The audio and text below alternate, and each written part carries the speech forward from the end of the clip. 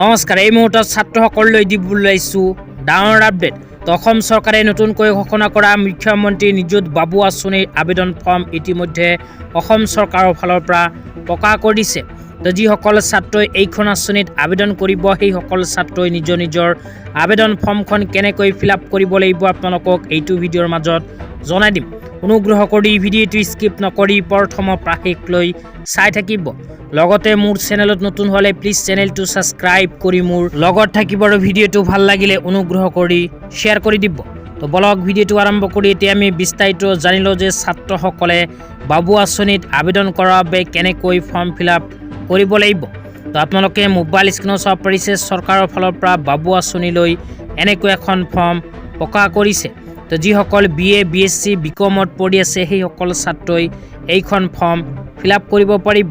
তো ফৰ্মটো ফিল-আপ কৰাৰ সময়ত 1 নম্বৰত দিব লাগিব ষ্টুডেণ্ট নেম, 2 নম্বৰত দিব লাগিব মেৰিটেল ষ্টেটাছ, ছাত্ৰজন বিবাহিত নেকি 2 নম্বৰত দিব লাগিব, 3 নম্বৰ ডেট অফ বাৰ্থ, 4 নম্বৰত দিব লাগিব ফাদাৰ্ছ নেম বা মাদাৰ্ছ নেম, 5 নম্বৰত ৰিলিজিয়ন, 6 নম্বৰত দিব লাগিব মোবাইল নম্বৰ, 7 নম্বৰত দিব লাগিব নিজৰ ফুল এড্ৰেছ, 8 নম্বৰত দিব লাগিব আধাৰ কাৰ্ডৰ নম্বৰ, 9 নম্বৰত দিব লাগিব LAC নেম 9 নম্বৰত দিব লাগিব। তাৰপিছত আহিব এডুকেশ্যনেল ডিটেইলছ।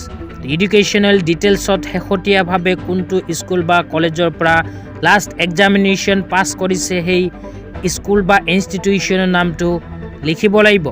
2 নম্বৰত দিব লাগিব শেহতীয়াকৈ কোনটো ক্লাছ পাছ কৰিছে সেইটো ক্লাছৰ নাম, ইয়াৰ আৰু ৰোল নম্বৰটো দিব লাগিব।